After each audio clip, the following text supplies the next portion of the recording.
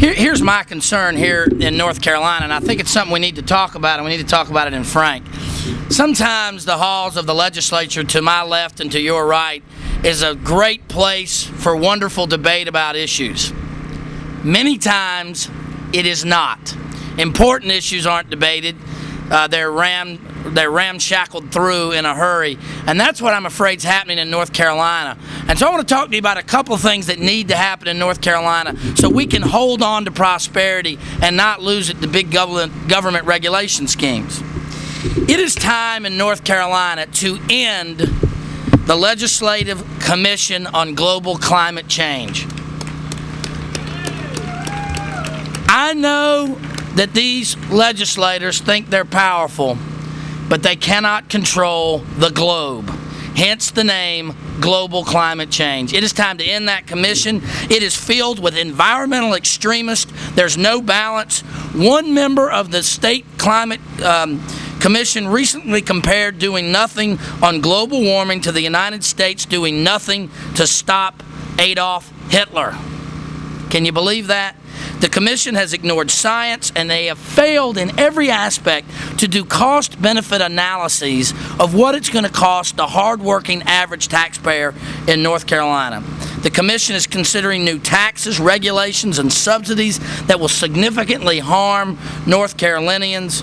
The recommendations come from, environmental advocacy organizations that don't have any concern about your pocketbook. So I would say to you that any time that you read about the Global Commission on Climate Change in North Carolina, you say, don't mend it, don't fix it, let's end it.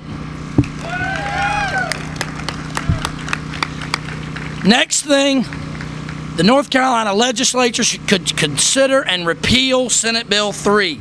The Renewable Energy and Energy Efficient Bill will cost North Carolinians at least $500 million a year when it is fully implemented. Now, don't confuse renewable energy for electricity with renewable energy for transportation. They're not the same thing. Electricity requires very little oil.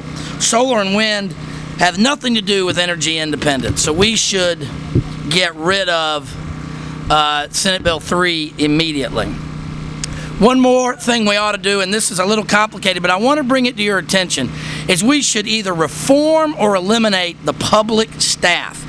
The public staff is supposed to be a consumer advocate for electricity customers in front of the Utilities Commission. Instead of representing consumers, they strongly support higher cost, less reliable energy such as wind power. The public staff has admitted that it supports policies for environmental reasons, even though their role is supposed to be protecting the consumers and their interest. We do need consumer advocates, but if it's going to be the public staff working against the consumers, we ought to end it and get rid of them.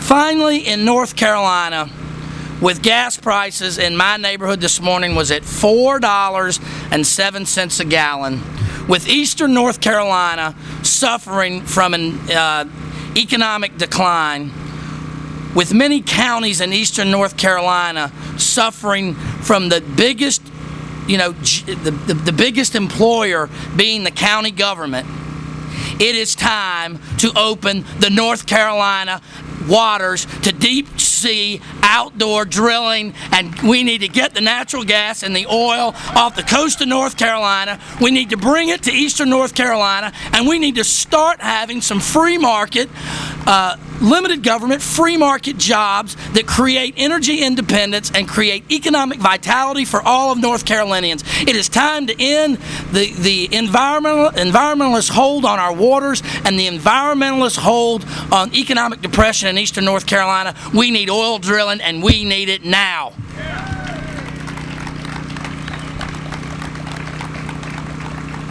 Now, we got a lot of partners in this fight, and one of them is my friend Paul Chesser. He is the director of Climate Strategies Watch, a free market limited government project that assesses global warming policy developed state by state. Ladies and gentlemen, I'm proud to welcome Paul Chesser.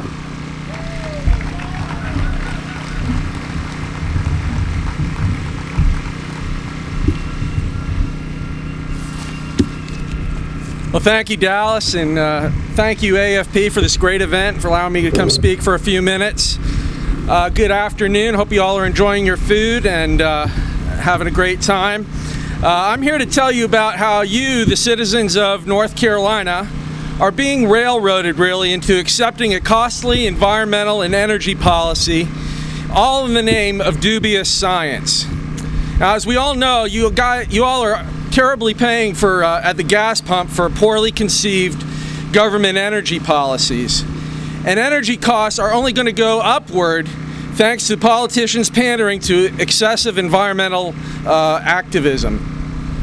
What I've been intensely focused on for the last year or so has been North Carolina's Climate Change Advisory Group. That's distinct from what Dallas was talking about, the Legislative Commission. We have another commission. One commission is not enough. We've got to have two, one in the executive branch, which is also trying to create policy that's going to affect energy and affect environmental practices in the state of North Carolina. And this was created by the State Department of Environment and Natural Resources.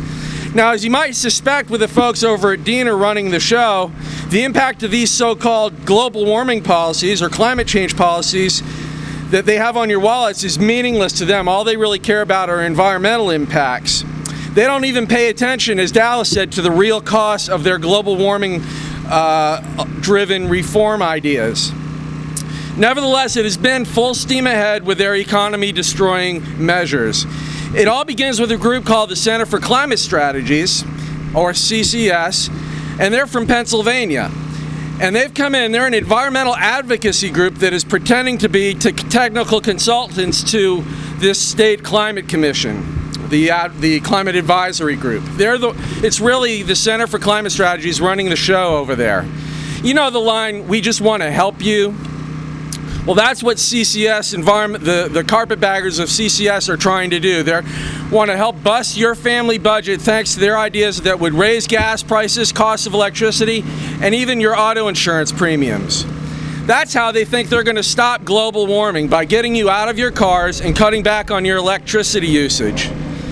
Now, speaking of global warming and climate change, since this is called a Climate Advisory Group, you'd think they'd actually be talking about the climate, right? You would think that, hey, let's talk about the science. Well, you'd be wrong about that. It's called a Climate Advisory Group, but are they talking about how temperatures have decreased during the last 10 years? The answer is no. Do they talk about how average temperatures in North Carolina are no higher today than they were in the 1930s, 40s, and 50s? They don't talk about that. That's not even under consideration. Do they talk about yet, while yes, Arctic sea ice has increased, the Antarctic sea ice has increased? Are they talking about that, the increase in Antarctic sea ice in recent years? The answer is no. Do they talk about how the American Midwest has had record snowfall and freezing temperatures just this past winter? No, they don't talk about any of these things. It's not even considered. Or how about that there are 31,000 scientists who signed a petition, including 9,000 with PhD credentials, stating that global warming is not going to lead to worldwide catastrophe. They don't talk about that. And in fact, more than 600 of these scientists are right here in North Carolina who signed this document. But have you heard that from the mainstream media here? Have you heard their views? No, you haven't heard about any of these things. It's kind of funny that something called a climate commission would not discuss these kinds of science issues, don't you think? Instead, what they talk about is how to reduce carbon dioxide, the invisible gas that you and I are exhaling right now, by cutting way back on fossil fuels. These are the efficient fuels that we depend on every day to transport us to work, transport our children to school. They transport our everyday food and necessities to market and to our homes, and our loved ones to visit one another. These are the fuels that keep all of us warm in the winter and cool in the summer. These are the fuels that keep our hospitals and clinics running so that we can have better access to quality health care, better than any other country in the world, which places us among the countries with the longest lifespans in the world. These are the fuels that make our lives so much more efficient, that they allow us to accomplish so much more in a day than we have ever been able to in history.